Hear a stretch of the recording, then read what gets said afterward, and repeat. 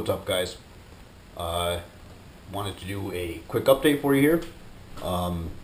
Obviously the videos have slowed down quite a bit. We are in an extreme cold spell here in New England.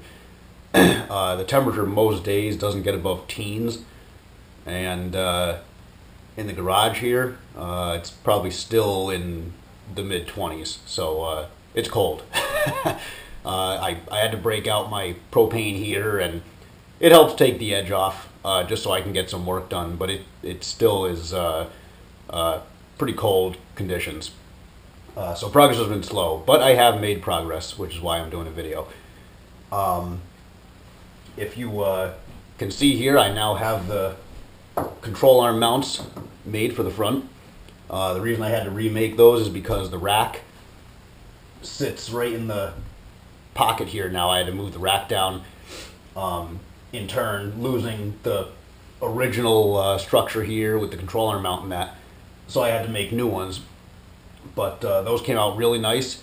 I don't remember if I ever talked about it on video, but I had made this contraption here out of spare metal stock I had laying around, and what this basically did was bolted to a couple of the points on the control arm and then bolted up into the cross member mount here, and that held the control arm at the perfect area so that when I did chop that mount off, I could put the control arm back on with this bracket and know exactly where to locate the mount.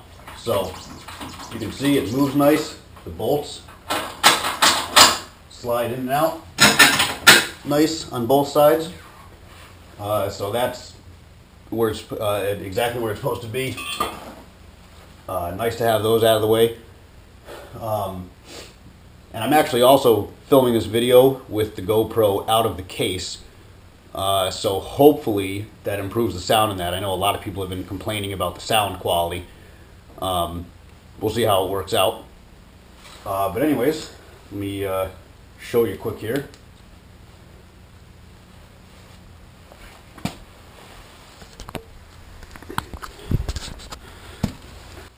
So there's the control arm mount. Got it welded on.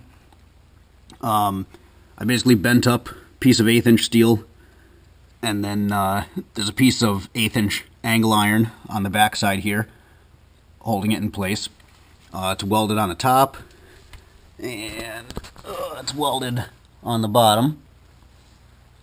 I'm probably gonna make an additional little support piece right in there to hold it, and then on the inside here I'm going to gusset it to the cross member just to give it a little more strength, but those are more or less done.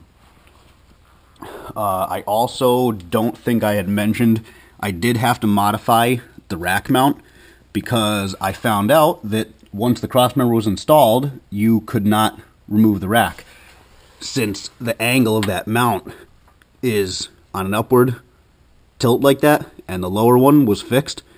The rack had to slide up to come out of the mount, and with the oil pan there, that didn't work out too well. So I made the lower mount. Let me see if I can get that in there.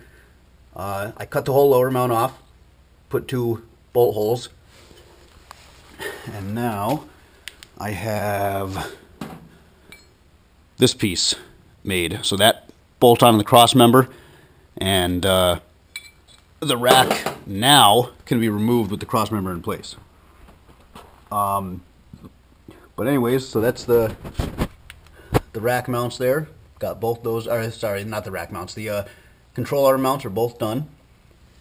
And I also was able to get a motor mount in. These are just universal motor mounts. These I got from Speedway Motors.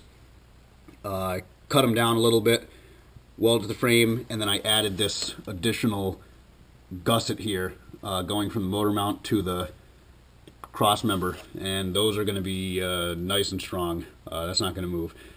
Only this side is in right now, because the other side I have to actually raise the motor up about 1/8 of an inch to get it straight My motor never sat level for some reason with the old BMRK member. So when I made this whole brace piece here to hold the motor, before I took the old K member out, it kept the motor with that little bit of a downward tilt towards the passenger side.